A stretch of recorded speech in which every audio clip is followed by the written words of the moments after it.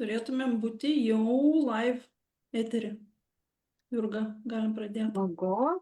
Tai labas vakaras visom, kurios pirmiausia viešniom ir mum, kurios mes čia esam, ir visom, kurios žiūrit ir klausot. Mūsų podcastas vadinasi Augančios kaučerės, tai labai džiaugiuosi, kad mes galim kartu augti visos ir mūsų viešnios šiandien prisidės prie mūsų augimo. Aš esu moterų kaučerė ir kaučingas moteriams įkūrėja Jurga Jotkazytė. Ir šiandien svečiuose turime dvi nuostabias viešnias, ekspertės.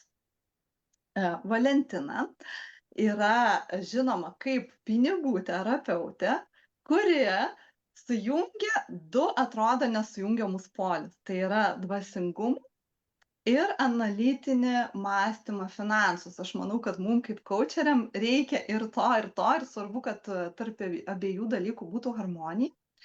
Tai Valentina, gal tu gali dar trumpai keletą sakinių apie save papasakot, apie savo ekspertizę ir tada dar pristatysiu ir kitą viešnią ir pradėsim diskusiją. Tai taip, aš dirbu pagrindas, mano darbo pagrindas yra pinigai, bet iš tikrųjų, kaip aš sakau, viskas yra apie pinigus.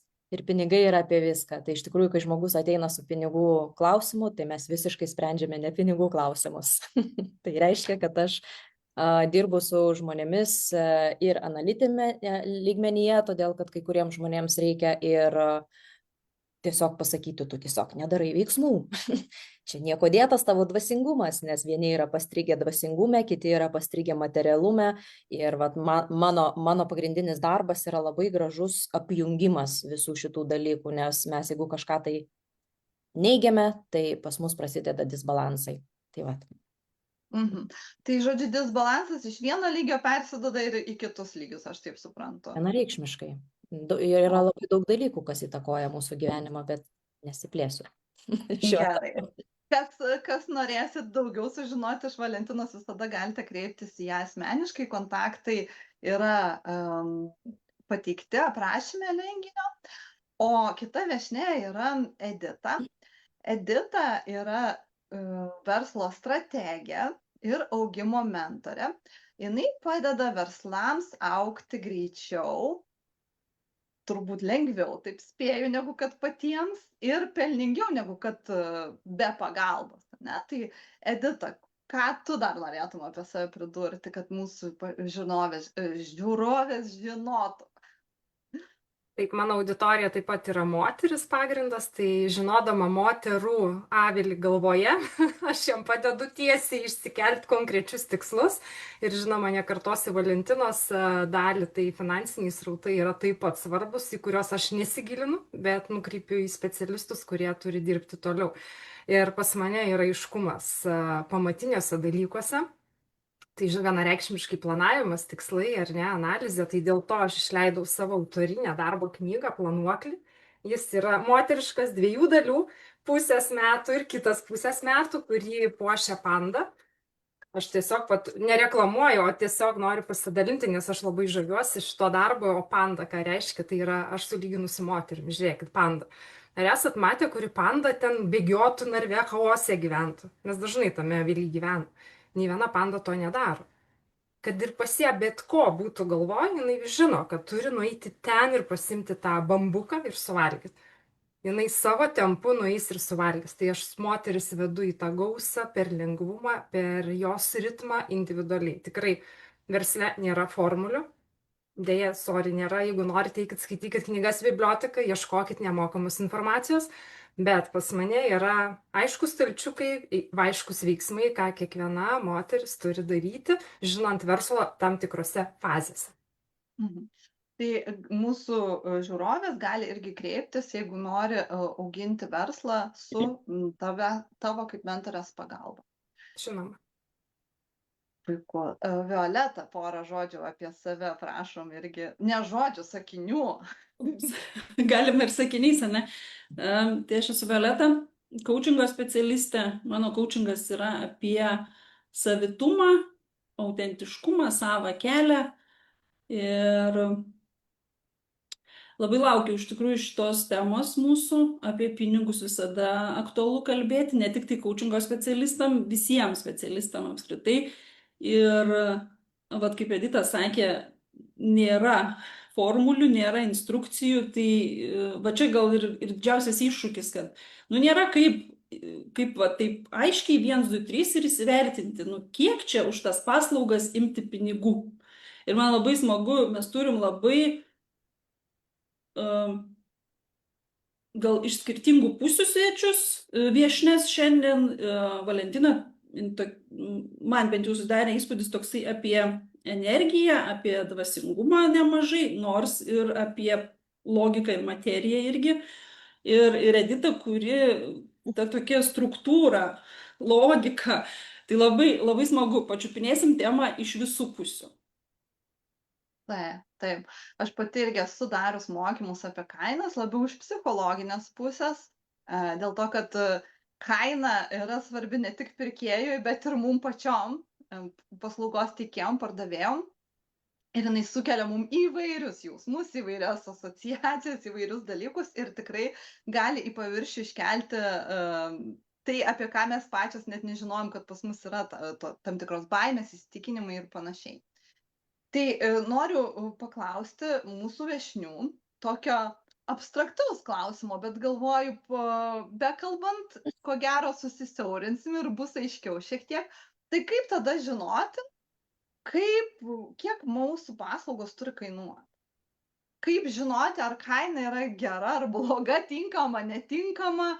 Kaip žinoti, kiek turėtų kainuoti, kiek yra normalu? Tai čia neimant konkrečių pavyzdžių, bet man labai norėtųsi kažkaip atrasti tą formulę, kurios anot Editos neegzistuoja, tai tiesiog paprašysiu pasidalinti savo nuomonę ir pasižiūrėsim, ką pavyks iš to susisteminti. Tai gal Valentinos paprašysiu pradėti. Tai toksai labai slidus reikalas, jeigu kalbėti apie kainą, žinau, kad labai daug moterų iš tikrųjų nesupranta, kaip tą kainą nusistatyti, tai tos, kurios dar tik tai pradeda, yra labai normalu ir sveikintina, jeigu jos seka ekonomiką ir tiesiog žiūri, kokios yra kainos pas mano konkurentus, tai konkurentus, į kuriuos aš lygiuojasi, sakykime, aš pati nelabai tikiu konkurenciją, nes mes nekonkuruoti turėtumėm, o įsikvėpti iš kitų, ar ne? Tai žiūriu, kas mane įkvepia, į kur aš noriu nueiti, žiūriu pas juos kokios kainos, ką jie taip daro, ką konkrečiai jie daro ir ar aš tai darau ir jeigu ne, tai tada mano kaina turėtų būti atitinkamai mažesnė. Bet kitas dalykas, kada jau mes peržengėme tuos standartus ir mes patampame savo veiklos meistrais, tada ekonomika mums nebeturi tokio dėsningumo. Tada prasideda jau visai kiti čekiai ir kainos, kur aš galiu jau jeigu kažkur tai ekonomikoje, sakykime, specialistai, aukšto lygio specialistai uždirba, sakykime, iki 500 eurų už valandą, tai aš jau būdama meistrė ir galėdama išspręsti problemas ne per valandą, o per 20 minučių, mano kaina jau bus tokia, kokios aš noriu. Supranti, išgirdau. Aha, jeigu ką, tai pakoreguok mane, gerai? Nes aš viską dar bandau supaprastinti iš to, ką išgirstu. Tai vienas dalykas, jeigu yra pradedančioji specialistė ir jos paslaugos yra standartinės, tai pavadinkim pradžiai vis tiek, plius minus, ne? Tai ir ta kaina turėtų būti daugmaž standartinė, taip supratau. Pasižiūri, rinkoje, kas yra rinkos kaina, pažiūriu, ką aš duodu, maždaug. Čia atspirties taškas. Po to, aišku, visokie atsiranda dar pakeitimai. O antras dalykas.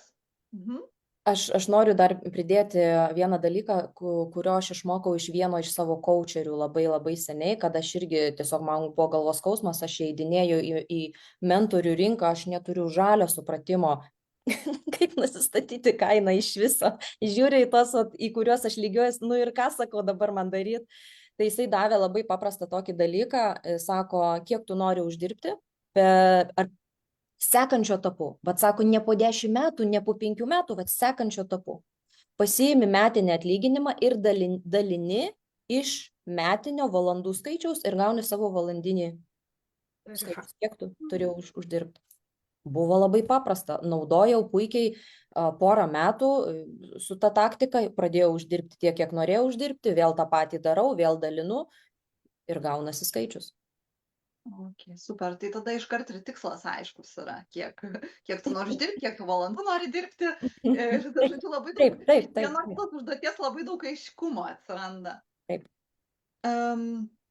Tai vat, o antras punktas, prie kurio norėjau pereiti, ką išgirdau, kas man labai atrodo svarbu, yra tai, kad daugelis kažkaip asocijuoja paslaugos teikimo laiką su kaina. Ir jeigu, pavyzdžiui, sesija trunka ten valandą, ne, tai jinai tarsi turėtų būti brangesnė negu ta, kuri trunka pusvalandį. Arba pigesnė negu ta, kuri trunka 2 valandas, tarkim, kaip pavyzdys. Bet, vat, tu ką paminėjai, jeigu aš galiu išspręsti problemą greičiau, tai realiai, tai mano supratimu, tai gal net ir turėtų kainuoti brangiau, turėtų kainuoti daugiau, nes aš galiu tą patį rezultatą duoti per trumpesnį laiko tarpą. Tai iš esmės tada vienas iš svarbių aspektų yra nesieti savo paslaugų kainos su trukme, o ją žiūrėti pagal rezultatą. Aš čia bandau tokius išvesti taškus.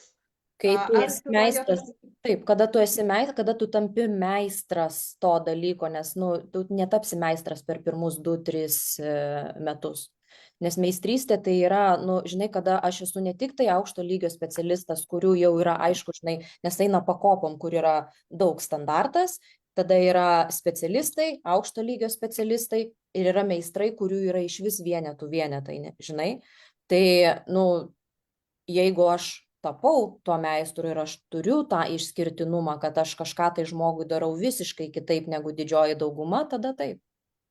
Okay. Tai aš gal kaip Valentina noriu papildyti, kaip pavyzdžiui, jeigu, nežinau, auditorija, kas žiūri, pavyzdžiui, yra pavyzdžiai, aš ypatingai dirbu su paslaugų specialistais, kai kainodara eina pagal ekspertiškumą, ar ne? Tai pavyzdys, pradedantysis atlikti kažkokį darbą, jis užtruks žymiai ilgiau, nes pas jį yra žinių trūkumas, ar ne? Atėjęs 5 metų specialistas atlieka paslaugą greičiau, 10 dar greičiau, 15, taip toliau, ar ne? Tai ko jisai patirties turi daugiau, mes mokam jam už žinias. Ką jisai ėjo, seminarai, mokymai, skaitė, gilinosi, ar ne, ir jis jau žino, kaip problemą spręsti. Jeigu pas tave vonioj buvo nubėgimas kažkoks, ėjo 100 meistrų, nerado, ar ne? Ir atėjo vienas specialistas, kažkoks uabas, ar ne? Ir 10 minučių tu sąskaitą gauni 500 eurų, sakai, žinai, toks gyvenimiška pati paprasta patirtis, bet tu moki jam už žinias. Ir čia iš tikrųjų tas pasitvirtina labai stipriai ir aš tą matau rinkoje. Čia yra tokia labai graži istorija, man labai patiko, vienoje knygoje skaičiau. Neatsimenu detalių, aš nesu labai ten, kur atsimenu vardus ir visą kitą. Esmė tokia, sugedo kažkoks lėktuvas, kvietė tą lėktuvą taisyti visokio aukšto lygio specialistus, ten visi žiūrėjo, sako, čia nepataisoma, čia yra, sako, nieko mes negalime padaryti. Ir paskui pasikvietė ten kažkokį tai, žodžiu, specialistą ar iš Rusijos, ar iš kažkur tai ten, žodžiu, atsiskraidino į Ameriką.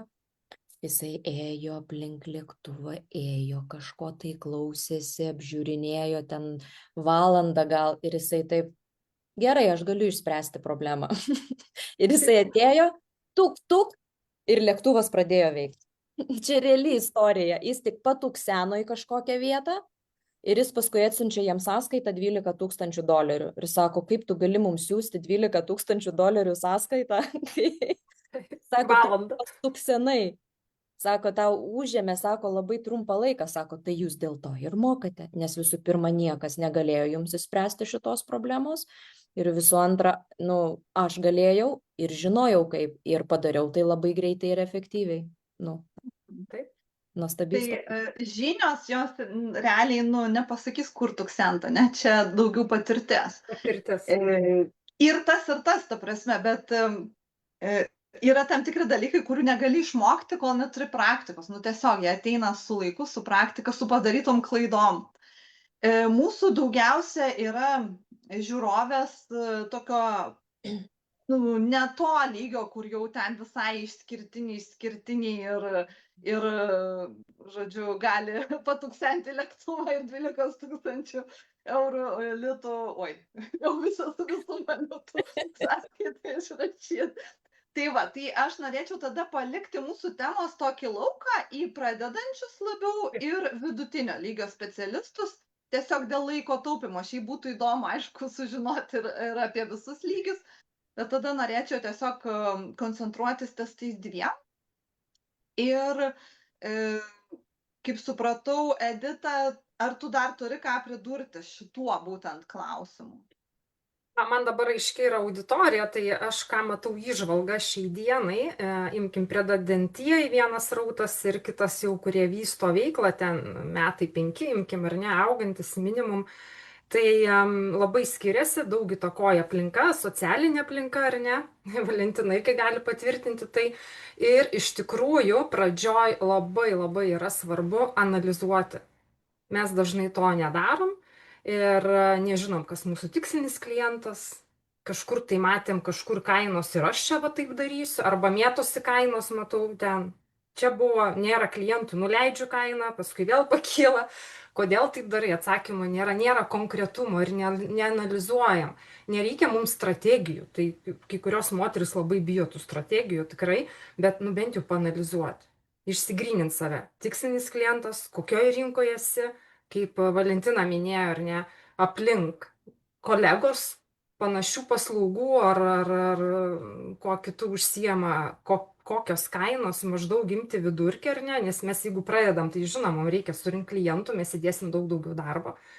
Ir žinoma, tai yra vėlgi mūsų energetika ir aš ką šiandien matau, labai man noris, kaip ir laiko valdymo kursą, aš kurį autorinį turiu pasidarius, aš vis skatinu finansinio raštingumo visus mentorius, eiti į mokyklas, į švietimo sistemą. Mes nemokam dirbti su vieną mėnesį uždirbu 10 eurų, kitą 100 eurų ir aš nemoku su jais elgtis.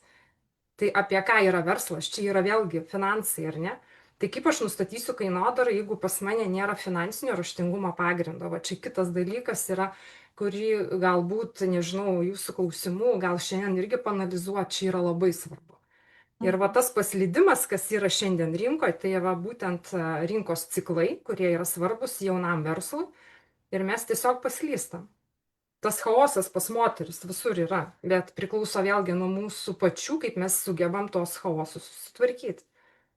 Tai vat, tu jau perėjai į kitą klausimą, kurį norėjau užduoti, šiek tiek jau toks gavosi perėjimas, tai kokios dažniausios klaidos yra nustatant kainą. Tai vat, ką išgirdau iš tavęs, viena iš tų, kad tai yra, nu, praktiškai iš lempos, jeigu taip galima įsireikšti, pasižiūrėjus, ne, kokios yra kainos kitų, be jokios analizės, nežinant savo nei stiprybių, silpnybių, nei išskirtinumo, nei kliento, nei tikslų net, nes kaina irgi dar šiek tiek pabaigoje paklausiu jūsų nuomonės, bet iš esmės kaina irgi yra priemonė siekti verslo tikslų. Taip. Tai netgi tų tikslų neturint ir nežinant, ne, ta kaina yra nustatoma. O kitas dalykas, tai žmogus tiesiog neturi finansinio raštingumo, dar aš gal interpretuočiau dar plačiau, tiesiog supratimo netgi kartais mes neturim, paprasčiausio tokio apie finansų valdymą, apie pačius finansus. Čia nekalbu apie buhalterinį lygį, tiesiog kalbu apskritai apie, nu, ten nežinau, kad yra paklausa ir pasiūla, net ir tokių elementarių dalykų, kaip tai sąveikauja tarpusavį, kokie pinigų srautai yra, kur jie eina, kaip jie ateina išeina, ne, nu, tokius bazinius dalykus. Ko mokyklose dėja, nežinau, gal dabar jau ir moko, žinau, kad yra ekonomika, bet ar yra būtent finansai, tai negaliu pasakyti. Ne, nėra. Tikrai nėra nei vienoje rinkoje, nėra, aš labai gilinausi ir ne su vienu politiku kalbėjau, jiem nėra įdomu, yra sistema, yra pas mus sistema visose valstybėse sena ir visi tingi jau kažką keisti. O pažiūrėkit, kiek visokių pokyčių vyko jau per šiuos metus. Pažiūrėkit, va, dirbtinis intelektas kaip kur. Ir kitokie dalykai, tai jau per 10 metų ir per 5 mes esam labai ištobulėję. Ir mes, ačiū Dievui, kad mano šeima yra versli. Mes kiekvieną dieną kalbam su vaikais apie pinigus, kas jie yra, kaip reikia elgtis su jais, kas yra rinka, kaip ta rinka veikia. Ir jie puikiai žino, ir mano dukra yra verslo mokykloje, studijuoja dabar. Tai, nu, fainiausi rezultatai yra toje, kad jinai jau turi patirtį, jinai girdi kasdien, kartais gal ir nuobodžiai skamba, bet jinai girdi, bet mokykloje pas jų nemoko. Tai iš tikrųjų tie finansai ir mes daug blokų turim, nes aš pati dirbu ir nuolat dirbu su ta tema, nes kiekvienas etapas reikalauja savitos energijos, savito pasiruošimo ir ten kažkas iš senovės gali kažkoks lagaminas dar gulėt kažkur. Tai reikia, va būtent toj daly iš tikrųjų, aš manau, jinai svarbiausia yra ne tik, kad kainodarą nustatyti, bet aplamai finansinį dalyje. Tai ką, dar išgirdau trečią temą, tai prie to finansinio raštingumo ir supratimo pridėt dar savo finansinį, kaip supratimą savęs per finansinę prizmę, ne? Kokie pas mane ten blokai, lagaminai, kaip tu sakė, ar kažkas guli iš šeimos atėję, iš vaikystės, iš visuomenės, iš patirties asmeninės. O Valentina, kaip tu galvoji, kokiom dar tu papildytum, tarkim, klaidom, kurias matai, kad dažniausiai daro tavo klientės, ar apskritai moteris vystydamas savo verslą ir teikdamas būtent paslaugas, nes prekių kaina yra lengviau apskaičiuoti, yra formulės prekių kainai, tokios gal paprastesnės, o su paslaugom sudėtingiau šiek tiek gaunasi. Tai vat, Valentina, ką tu manai apie tai? Nežinau, ar aš įvardinčiau tai kaip klaida, apskritai nemėgstu aš tokio žodžio, nes viskas yra verslo procesas ir viskas ten yra gražu, viskas yra reikalinga ir viskas mūsų augina versle. Tai yra ne apie klaidas, o apie tai, kas aš jau padariau, nesuveikė, apsisuku ir žiūriu, kaip toliau, žinai, daryti. Tai iš esmės, žinai, pagrindiniai dalykai yra tokie.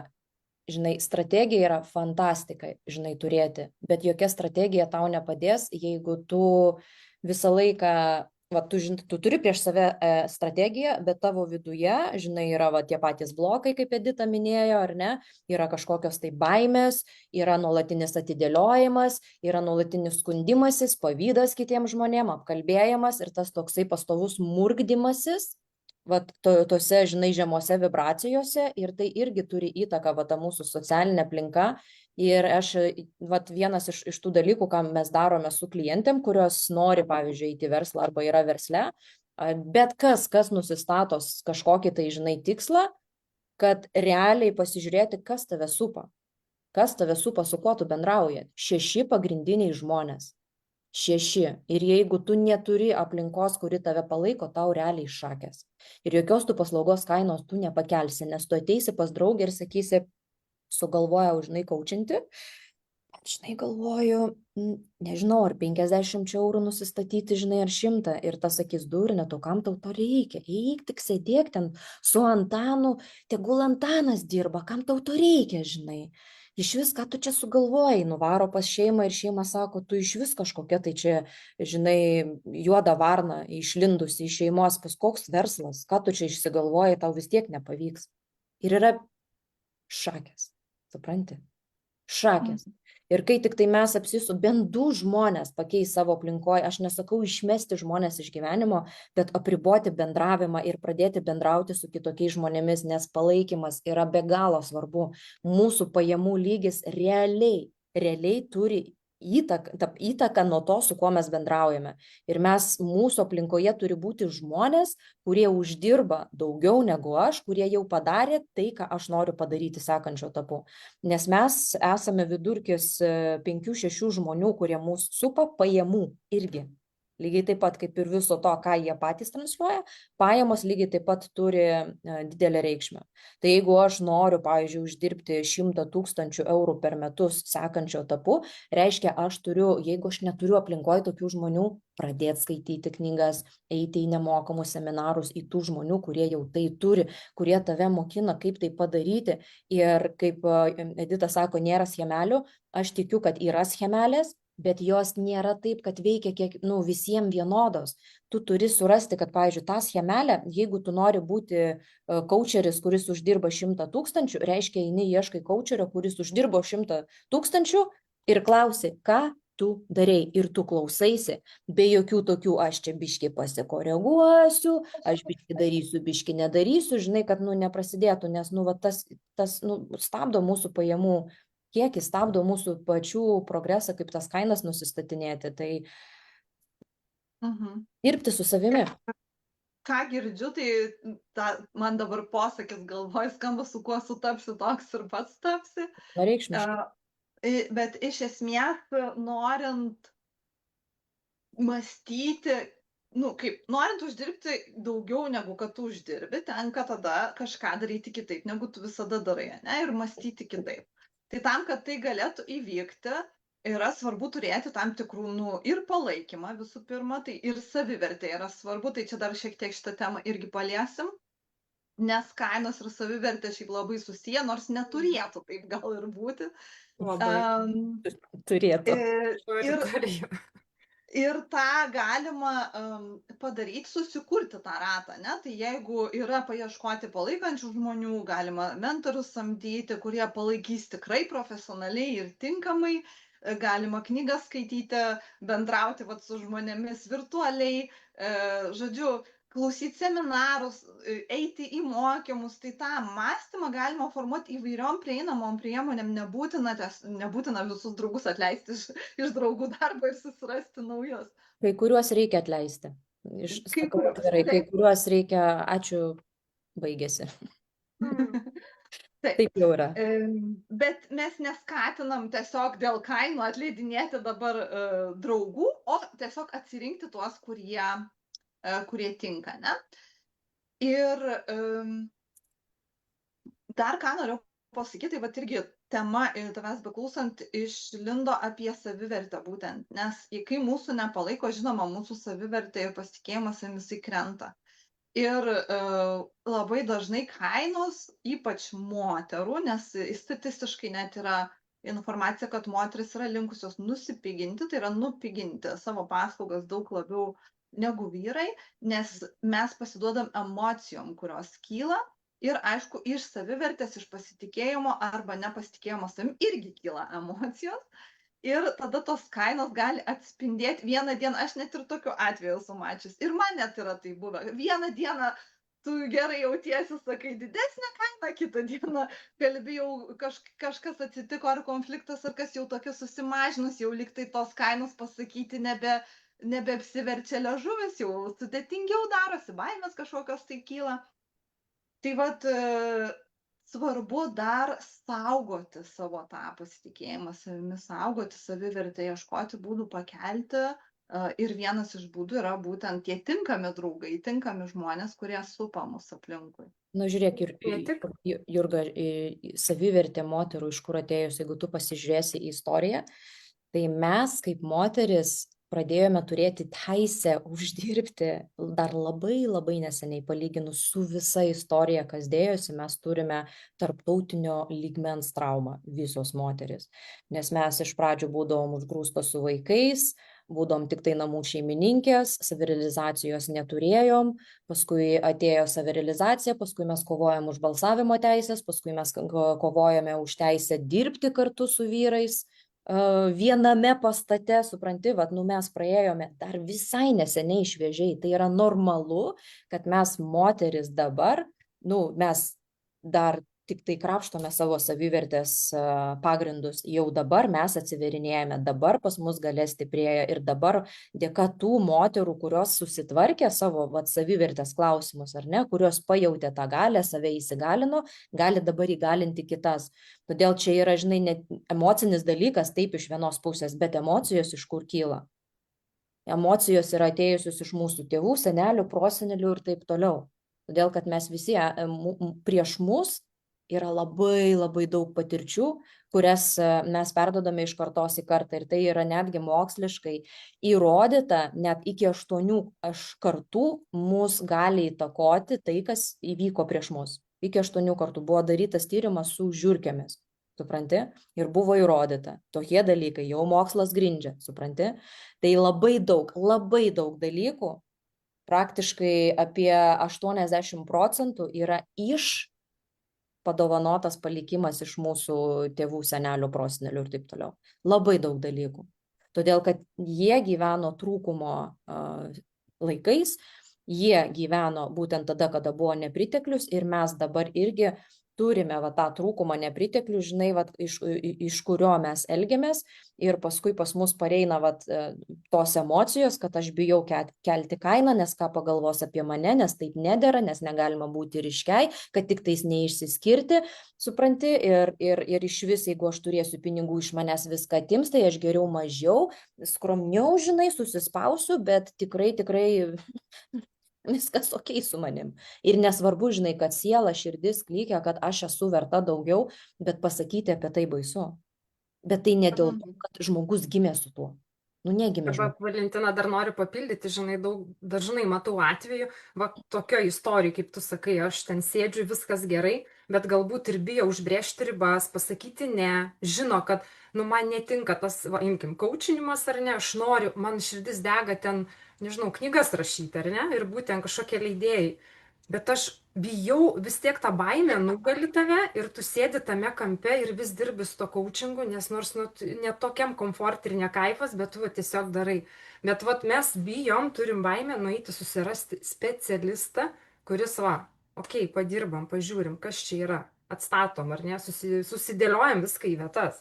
Tai va čia ta formulė ir yra, kai tu dirbi su specialistu, susidėlioji viską pagal save, savo ritmą, savo ėjimą, šeimos padėtį, gal moteris su 4 mažais vaikais, nu žinoma, 10 000 gal kitą gali neuždirbti, bet yra moterų, kurios puikiai tą uždirba, ar ne? Ir čia vėlgi, kur yra moteris be vaiko ar be šeimos, jinai žinoma daugiau ir bus ryški ir norės daryti ir mes negalim lyginti su tokiom. Ir dažnai mes čia va taip dingstam, paskui perdegimo prasme yra. Tai aš manyčiau daugiau moterim būti, jaučiu, kad kažkas negerai, yra iššūkiai, problemos, einu, ieškau žmogaus. Tai vienas, nu, čia ieškau žmogaus labai daug temų apima, ne? Čia yra baimė investuoti, yra į save, išleisti pinigus, nepasitikėjimas specialistais, tuo pačiu netgi dažnai būna ir kažkoks kompleksas prašyti pagalbos, nes apskritai tada tu tarsi turi pripažinti, kad tau kažkas nesiseka. O tas, nu, kaip statistika rodo, ne, kad verslai, nu, labai retai kada ir dažniausiai, kad nešauna į priekį, nu, nuo pirmo verslo, ne, staiga tampi labai lengvai, labai greitai milionierė, ko dauguma kažkodėl tai viduj tikisi, kad aš būsiu išimtis.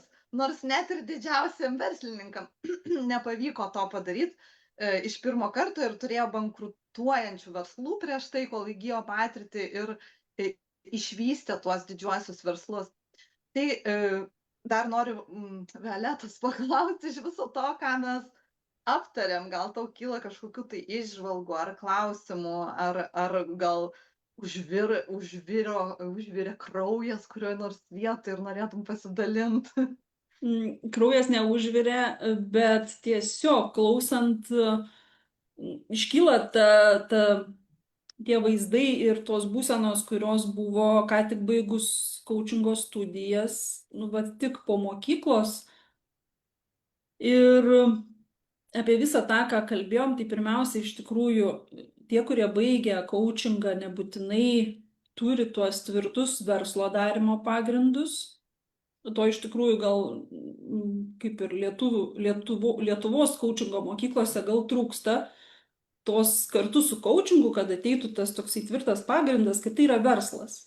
Tai yra ne kažkoks hobis, tai yra verslas ir iš to galima uždirbti pinigus.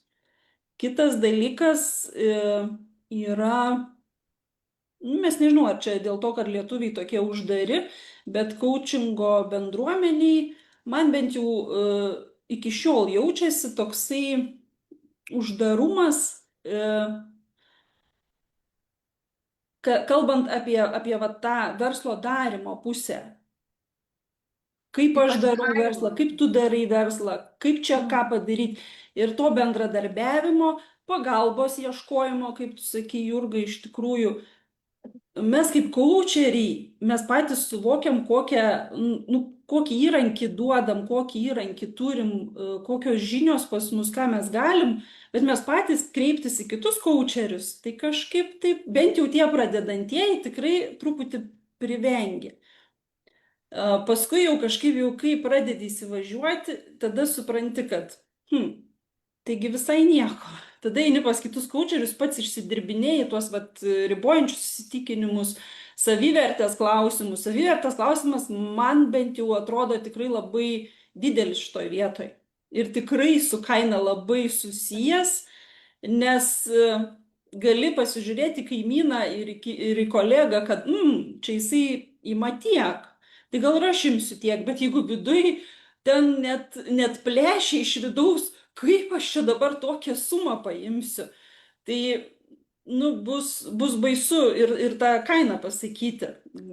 Gal tai bus per mažai, gal tai bus per daug. Svarbu, kad viduj tas toksai būtų pritarimas vidinis, kiek aš noriu tą iš tikrųjų kainą užsidėti savo paslaugai. Dar vienas dalykas, pradedantieji, vat dėl to, kad bijo tas kainas užsidėti ar dėl kitų priežasčių, labai dažnai neima apskritai pinigų už savo paslaugas. Ir tas kažkaip aš tai jaučiu, kad nepadeda apskritai žengti prieki, kad kaip specialistui, kaip žmogui, nes, taip trumpai pasakant, iš tikrųjų kaina coacheriui yra kaip veidrodis. Vat koks tu esi specialistas, kiek tu su savimi išsidirbęs esi. Tai ne koks tu esi, ne kokio lygio gerumo specialistas esi, bet kiek tu su savimi esi pradirbėjęs ir pasikaučinęs save pats. Tas susiję yra, aš manau, kad, ta prasme, koks tu geras specialistas priklauso ir nuo to, kiek tu su savim pradirbęs. Iš tikrųjų, aš noriu pakomentuoti, nes žiūrėkite, aš Lietuvoje pastebėjau tokią tendenciją, kadangi aš pati gyvenu Anglijoje, tai aš matau labai didelius skirtumus. Pavyzdžiui, kada Anglijoje pakviečia į konferenciją kalbėti, nėra tokio dalyko, kad tu atvažiuoji tiesiog nemokamai pakalbėti. Pas jūs Lietuvoje ten reali coachingo prostitucija vyksta. Ir jūs einate realiai ir pardavinėjate už nieką savo paslaugas, einate nemokamai į konferencijas, kad tik būti pastebėtai. Ir va čia supranti, slepiasi klausimas, kodėl aš taip impulsyviai noriu būti pastebėta, kad aš realiai nusimaunu paskutinės kelnes ir kad tik mane pastebėtų. Ir va čia jau slepiasi problemos su mama dažniausiai. Supranta, čia yra gilūs dalykai, nes aš esu apie gilį.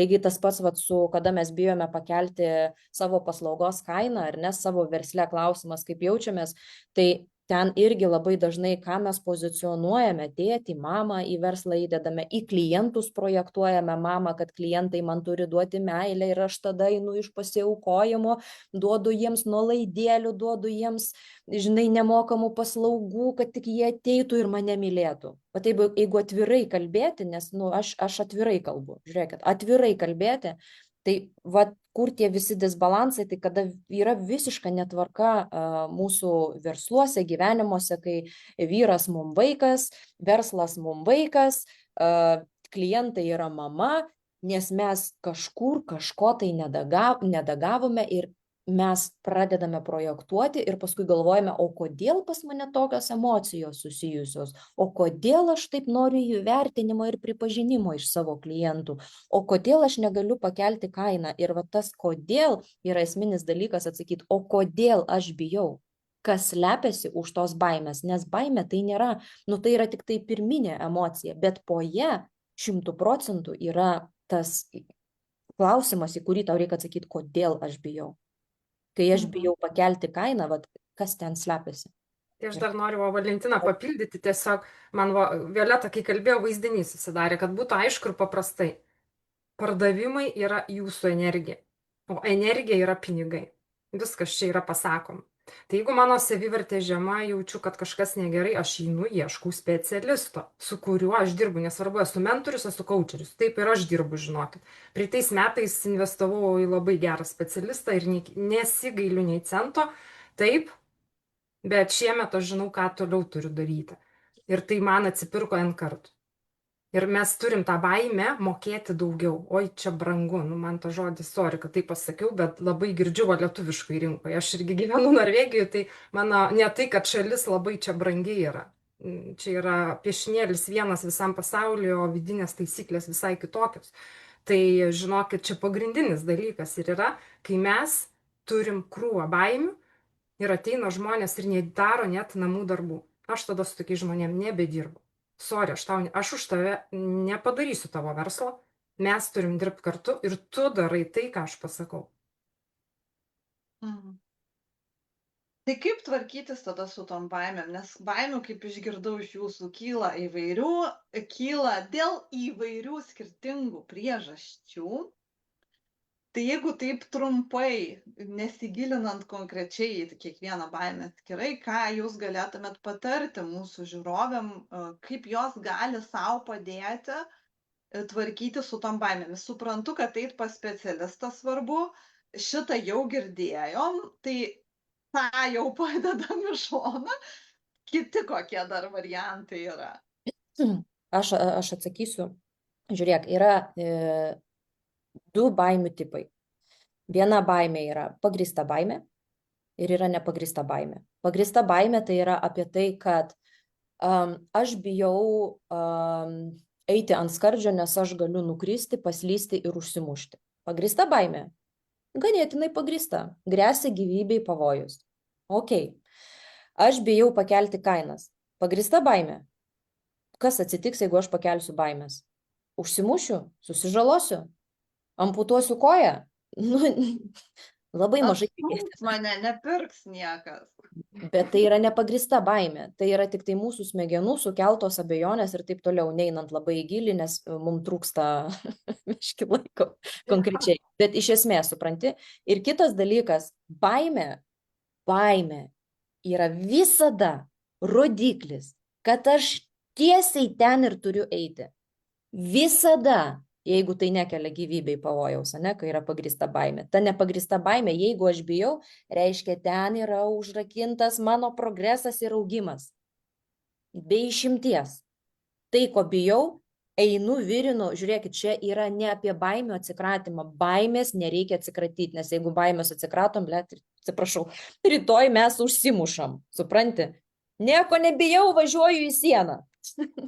Supranti, nereikia jų atsikratyti, reikia suprasti, kad baimė yra tam, kad mane informuoti apie pavojų ir informuoti mane apie augimą. Taškas. Jeigu tai informuoja apie pavojų, aš to nedarau, jeigu tai informuoja apie augimą, aš bijau, užsidedu arklio tos, nežinau kaip vadinasi, ant akių, nieko nematau ir varau tiesiai ten. Tai tavo patarimas būtų bijoti ir vis tiek daryti, tai yra praktikuoti drąsą, ne? Nes kai tu nebijai, tada drąsos nereikia. Tai jeigu yra baimė, kuri yra nepagrįsta, įsijungi drąsą, pasiemi baimę į parankę. Akceleratorius ir varai. Iš to ir pasitikėjimas savimi auga, nes kai mes varom per baimę ir taip padariau, ir toks pergalės jausmas, aš padariau, tu įsivaizduoji, aš padariau. Ir tada atsiranda toksai, žinai, laimėjimo jausmas ir kitas dalykas atsiranda tas dalykas, kurio visi taip nori, pasitikėti savimi. Kitaip šitas dalykas neatsiranda. Eini, darai per baimę ir pasitikė savimi. Taip, tai galiu netgi papildyti, pavyzdžiui, visi nori būti speakeriais, kalbėtojais ant scenos pasauliniu mastu ar regionuose ar savo šaly. Nu kaip tu būsi tas toks žvaigždės staiga ant scenos, jeigu tu net neišeini istorijus pakalbėti. Bijau, nu tai sorry. Atsimenu amžinatelis iš Apranausko pasakymą, jis visada man yra galvoje ir sako, jeigu aš išeidamas į sceną neturiu jokios baimės, čia kažkas yra negerai. Tai čia pasako apie viską ir aš irgi pritariu Valentinai 100% ir aš visada sakau, bijai reiškia tavo pusę, einam, žiūrim, ieškom krypties, viskas, step by step turi padaryti. Jūs galvojat, leidau darbo knygą, man čia buvo lengva? O, man irgi nieks nepalaikė. Vis tiek ėjau ir čia buvo daug rizikų. Ir aš kai dabar netgi dar jau turiu schemą pasidarius, ką reikės daryti jau kitą kartą ir ką papildyti ir kas įeina į produktų išleidimą. Čia apie produktą, bet paslaugoje irgi tas pats yra. Taip kad galima dar tokį lengvesnį būdą, aš iš savo patirties, įpročius pradėjau lavinti. Daugelis pradedančiųjų neturi net paprastų įpročių, kurie, jeigu mes darom kiekvieną dieną, ar ne, ir paskui tie įpročiai pradeda valdyti mus, ar ne, kažką tai atrandam. Vienas bėgioja, kitas sportuoja, kitas ten eina pasivaikščioti, kitam dar kažkas whatever yra. Tai turėkit savų įpročių. 3 į dieną darom. Knygą paskaityti 15 minučių dar. įpročių, kurie sėkmingi įpročiai, kurie kaip griaučiai, ne, palaiko žmogų ir kryptį, į kurią Taip. nori eiti. Dar, Aš tai- Jurgita, atsiprašau, prisiminiau dabar, Lietuvoje, ką girdžiu, ir aš tą noriu šiandien garsiai ištransliuoti, aš nežinau, jūs moteris tikrai mielus pasakykit, gyvena ten, kiek rašo man žinučių, moteris jau yra perdegime. Ir būtent tie pradedantieji versliukai. Aš nežinau, kas čia yra, bet žinokit, perdegim. Aš žinau, kas yra realiai. Tai jūs negalvokit, kad čia man, Valentinai, mes čia gyvenam, kaifuojam, kitas kitaip, mes tą patį išgyvenam. Bet mes turim galbūt kažkokius įpročius, kažką darom tą patį, kad mintis nuraminti, atrinkti žodžius, renkamės draugus ar ne, renkamės, kur einam ar ne. Vėlgi, čia yra daug dalykų susijusių. Ir jeigu moteris sako, aš neturiu verslo tikslo, aš nežinau, kiek tai kainuoja, turiu daug papamokinių veiklų, ten reikia nuvažiuoti, ten pas draugę visada sutinku, dar kažkas, tai tokių išsiblaškau, na tai žinoma, mes neturim krypties ir aš to pasiekoju matau tą perdegimą. Čia galbūt jūs galit pakomentuoti ir padėti moterim, kurie žiūri Lietuvoje, ką daryti. Nes šiandien dienai aš matau jau tokią globalią, ne tik to šalies problemą ir kaip padėti iš to galbūt susimto moterim, kurios jau link to yra. Tai iš tų baimių, ne, labai daug žmonės daro veiksmų, reikalingų, nereikalingų, įvairiausių. Atrodo, kuo daugiau darysiu, tuo daugiau uždirbsiu, tuo daugiau turėsiu, o iš tikrųjų tai dažnai nepasiteisina. Aš pati ką atradau tokį labai įdomų dalyką, kai kažkuriuo metu labai buvau į santykių psichologiją pasinėrusi ir atradau prieraišumo stilių teoriją, nežinau, ar teko girdėti, tiesiog galima irgi pasidomėti internete. Ir aš supratau, kad mes labai dažnai, prieraišumo stiliai yra tai, kaip mes mesgam santykių su kitais žmonėmis. Iš esmės tai daugiausia romantiniai santykiai, tai būtų mums moteriams su vyru, bet ir su pinigais yra labai panašiai. Tie prieraišumo stiliai, kurie yra aprašyta, kaip jie elgiasi, kokios baimės pas juos yra, kokios abejonės. Kalbant apie vyrus, ne moterims, tai labai dažnai ir su pinigais kyla ir panašios emocijos, ir panašus santykis, ir panašios baimės, kaip ir būtent santykiuose. Tai irgi rekomenduočiau pasidomėti trumpai, galima tada nusistatyti savo prieraišumo stilių, pasižiūrėti, kaip galima savo padėti. Nes sveikstant, apskritai psichologiškai, visose srityse, skaitant ir finansus, ir santykius, ir verslą, gerėja situacija, kai mes savo padedam psichologiškai bendrai. Ir pabaigai noriu paklausti jūsų nuomonės, tai kaip galvojat, ar kaina gali padėti siekti verslo tikslų? Čia kvailas klausimas. Ne ar, o kaip? Kaip kaina gali padėti siekti verslo tikslų? Nes neturėtų būti kaina aukšta vardan aukštos kainos, ne? Arba žema kaina vardan žemos kainos. Jinai kažkokį tai atspindi tikslą. Jinai yra priemonė kažką padaryti, kažką pasiekti. Tai kaip jūs įsivaizduojat, kaip kaina gali padėti siekti verslo tikslų ir kokių? Valentina. Žinai, šiais laikais dabar viskas eina nebe į kainą, o į prasmę ir vertę. Kiek vertės mes galime suteikti žmonėms. Ne kaina yra svarbu. Kaina gali būti labai maža, bet tu gali apimti milijonų žmonių.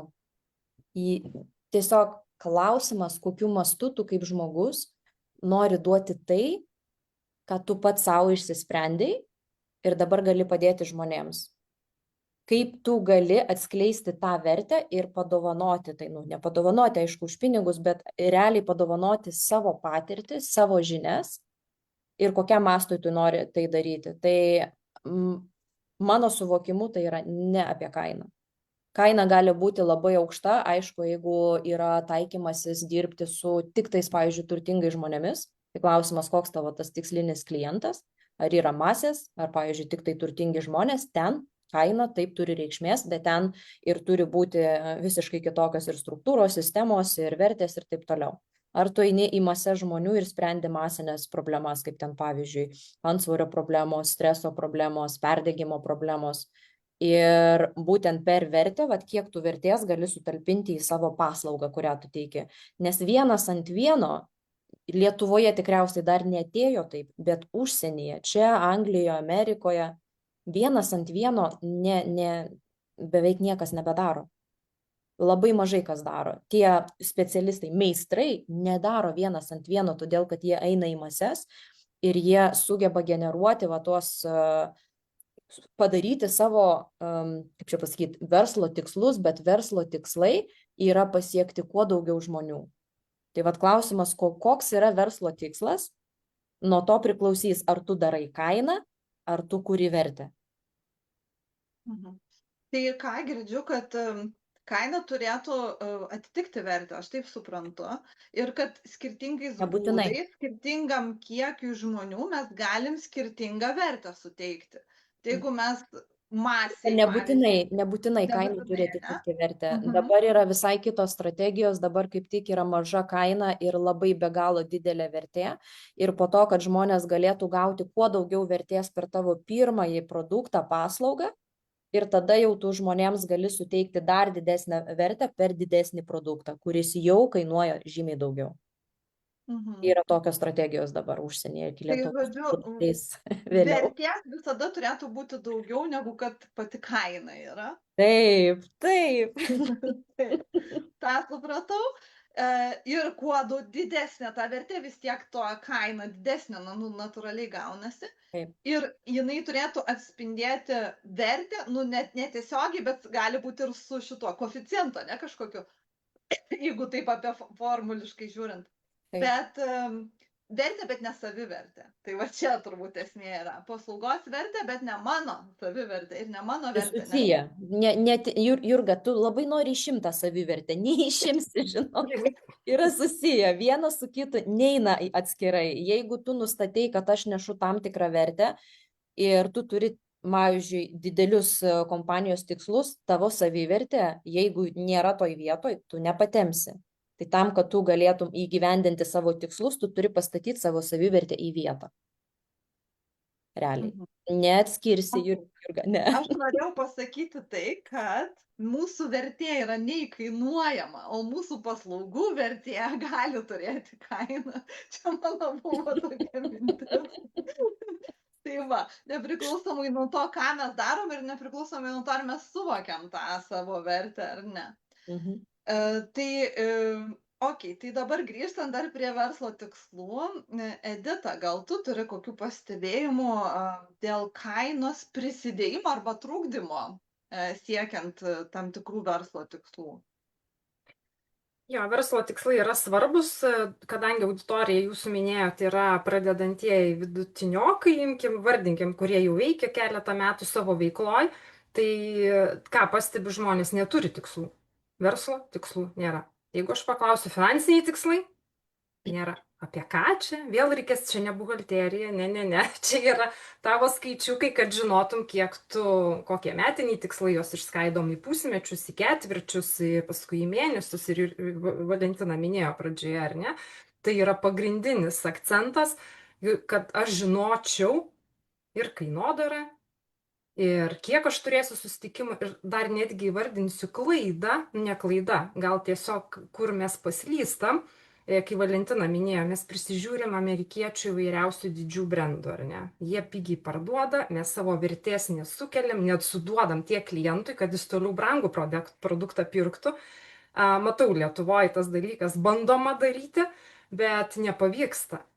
Ir vėl ta mūsų savivertė nukrenta. Ir tas tikslas tampa nebereikšmingas. Aš jau exclusive toks yra, atsikalbinėti pradedu, nereikia man to, dar aplinka nepalaiko, dar jaučiu neturiu jėgų, nebėra energijos, dabar mėnulės užtemimas, dabar čia kažkas pasakė to nedaryti. Ir viskas. Aš nedarau savaitę, 2 ir taip mano viskas pradeda pajamos kristi, ar ne? Ir paskui bandau pradėti daryti ir taip greitai neina. Kodėl daugelis mažų verslų, solo verslų, dabar šiandien dienai Lietuvoje yra trendas būti dirbtinio intelekto meistru ir prisiinstaliuoti įvairiausių robotukų. Ir tikrai daug turiu dabar žmogus, su kuriuo dirbu, nes perdodu darbą, tvarkyk. nukrito pardavimai, įdedu pinigų į sąskaitą, nebėra, nesuprantu, kas yra, nu tai ką tu ten prisijungiai. Pats žmogus nebesupranta. Tai va, tai čia va gaunas mūsų aplinka įtakoja labai stipriai kainodarai ir mes pasiduodam jos įtakai. Nebeklausom savęs, ta savivertė netgi mūsų paeina iš šono. Atsiprašau, noriu paklausti, Edita, o ką savy reikia girdėti? Nu, tai vis tiekgi tas yra, kur aš esu. Man dabar čia kalbės, kad reikia dirbtinio intelekto, čia turi robotukų susijungti, ar ne, čia pardavimai naktim tau kris. Bet jeigu aš turiu savo stuburą, sakysiu, palaukit, mano šiemet tikslas yra toks, aš turiu jį užbaigti. Kitais metais pagalvosiu, ar ne? Tai va, tai čia aš labai su savim kalbuosi, ar ne? Ir aš analizuoju ir viskas yra gerai.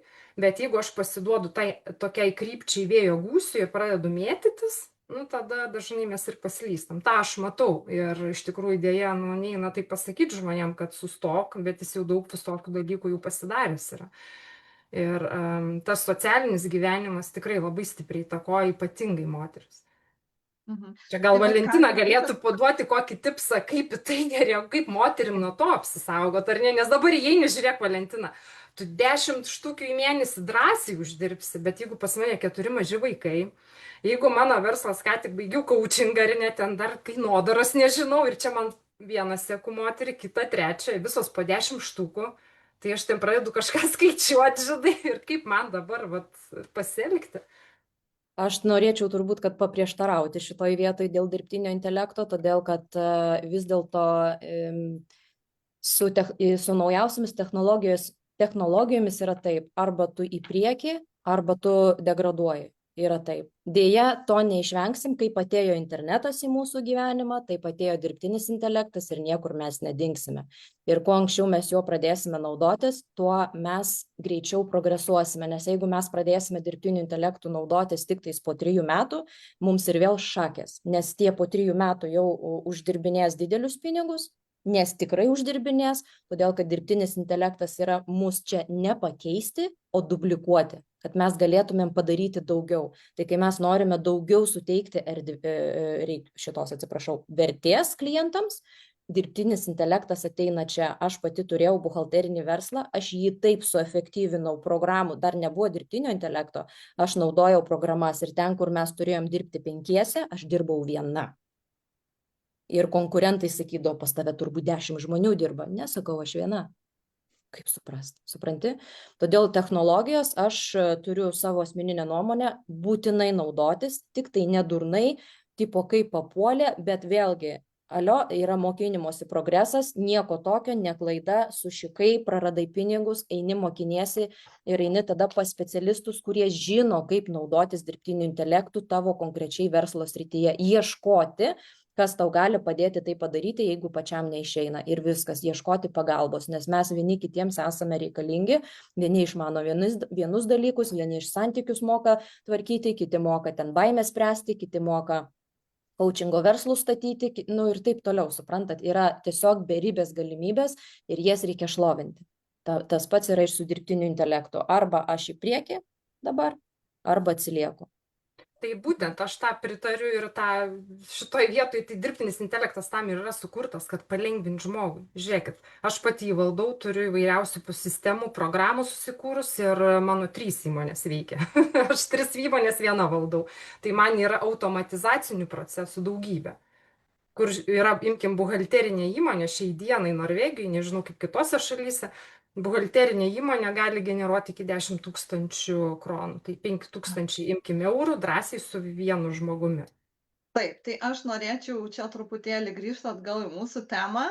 Tai supratau, kad dirbtinis intelektas ir šiaip technologijos yra svarbu jas išnaudoti, neatsilikti.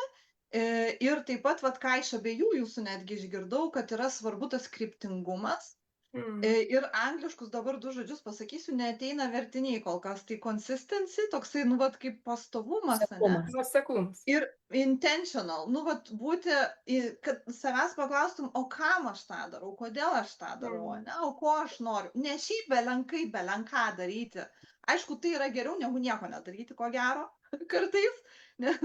Gal kartais geriau belenką daryti ir iš to išsigryninti, bet dar geriau yra turėti kryptį.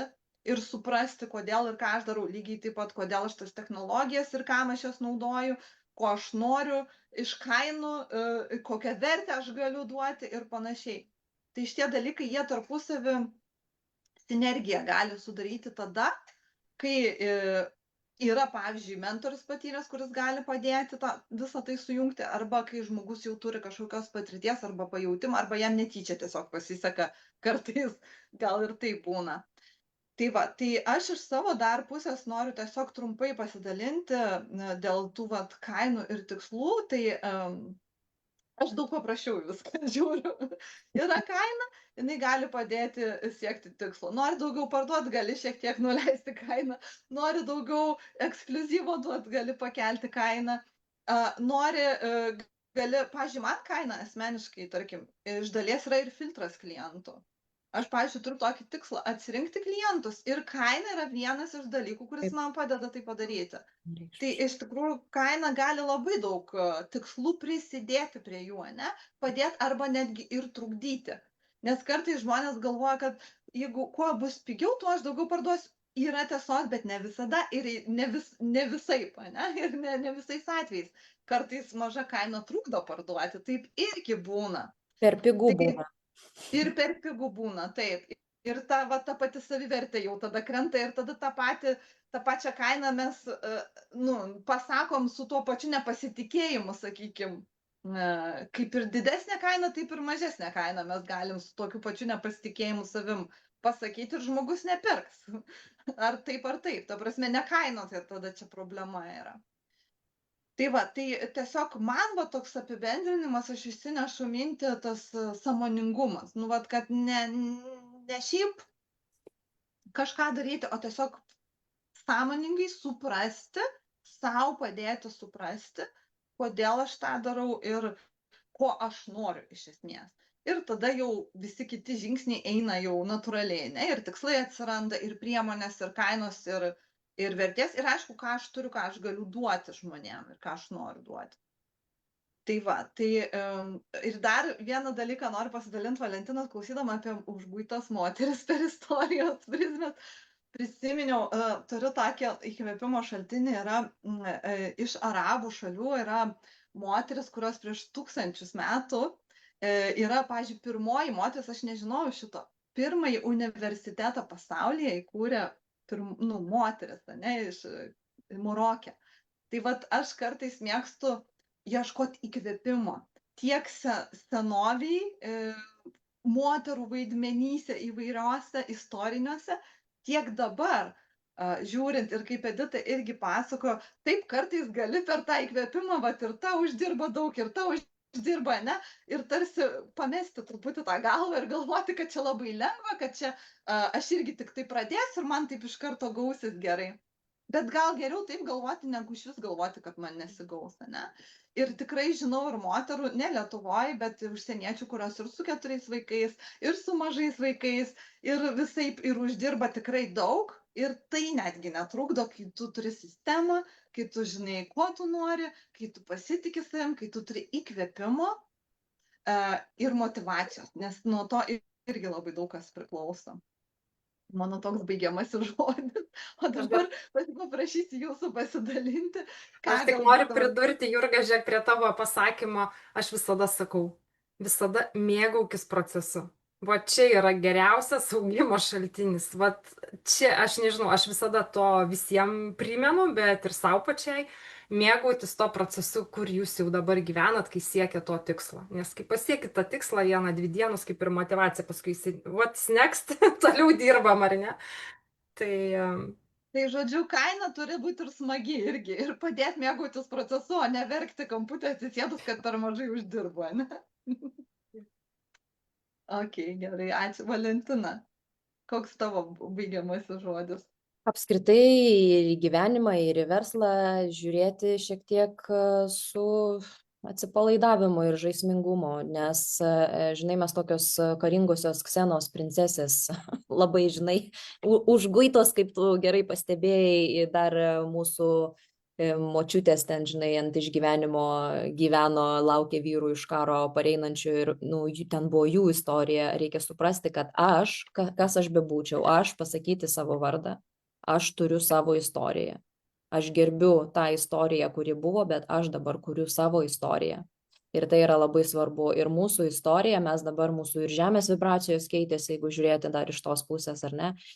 Tie dalykai, kuriuos mes darydavom, žinai, kada mes eidavom ir tiesiog aš būsiu lyderis, aš kovosiu, padarysiu, pasieksiu tikslų, visa tai nebeveiks.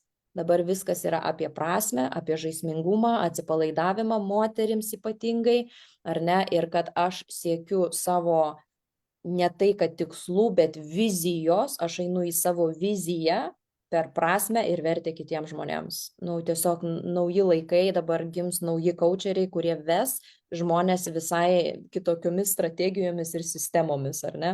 Nes netgi ir tie patys dalykai, pavyzdžiui, kaip Edita sako apie tikslus, tai per mano pačios odą ir mano klienčių odą tikslai nebeveikia. Taip, reikia žinoti, kur tu eini, reikia žinoti tą, kodėl, Jurga, kurį tu sakei, bet kada, žinai, su problema su tikslais, kada mes taip detaliai susiplanuojam, mes tada uždarome visas kitas galimybės ir mes nebepaliekame kvantiniui laukui to lankstumo, kad aš galbūt susiplanavau uždirbti 100 000, o ten, žinai, šviesos taryba sako, blin, bet tai suplanuota buvo 500 000, o jinai eina dabar tik į 100 000, nieko negalim padaryti.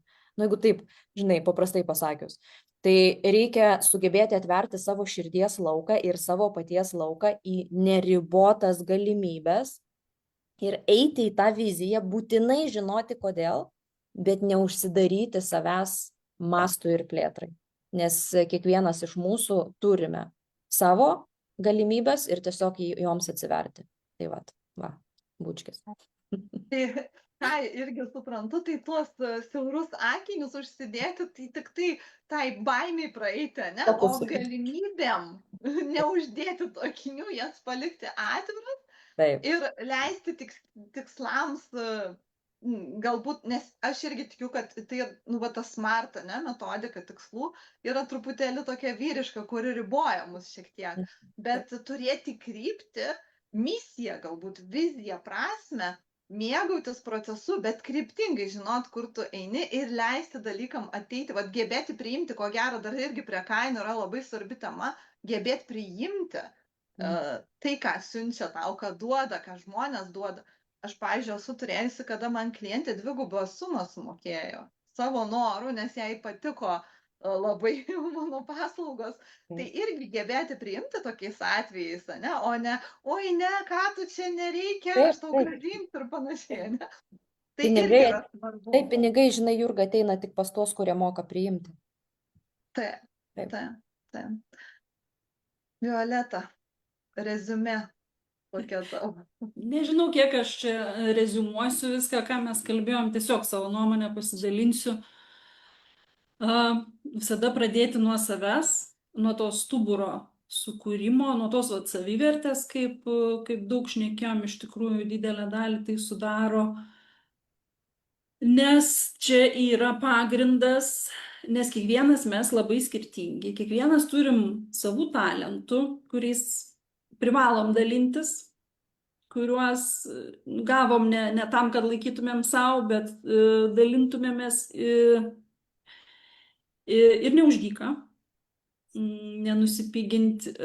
Labai įstrigo iš tikrųjų Valentinos tas išsireiškimas, finansinė prostitucija, nes, nu, taip jau yra. Lietuvoje mes mėgstam visi, istoriškai taip susidėliojo, kad mes visi viską galim patys padaryti, mums nereikia jokių specialistų.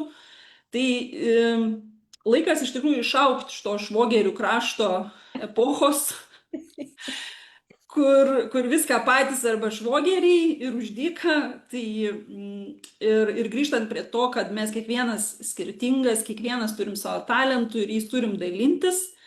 Tai nuo to ir reikia pradėti, susikurti tą stiprų, tvirtą stuburą, atpažinti savo talentus Ir nebūtinai dairytis į kaimyną ar į kolegą, kad, aha, jisai taip daro ir man reikia taip daryti. Jisai tiek ima ir aš tiek imsiu. Ne, kiekvienas galim unikaliai, savaip, jeigu norim, darom taip, kaip mums norisi, o ne taip, kaip kažkas nusprendė ir visuomenė priėmė. Yes. Tai ką, labai ačiū visom. Ką aš norėčiau palinkėti, tai norėčiau iš tikrųjų palinkėti mūsų žiūrovam neprisirišti prie kainų, neleisti jo mūsų riboti, bet kartu ir išnaudoti jas tiek savo asmeniniams, tiek savo verslo tikslam, tiek vizijai gyvendinti, nes jos vis tiek yra, kainų ignoruoti mes negalime, ne? Jos yra, mes jas naudojam. Ir labai ačiū pašnekom, tikrai buvo labai įdomu klausyti. Ir tikiuosi dar susitiksime ateityje ir kituose epizoduose. Nuoširdžiai dėkoju Jurga, Violeta už pakvietimą. Tikrai nuoširdžiai dėkoju, buvo labai smagu. Mano pirmas kartas tokiam, kaip čia sakyti, susibūrime podcast'e. Tai dėkoju Jums už šitą patirtį nuoširdžiai. Ačiū.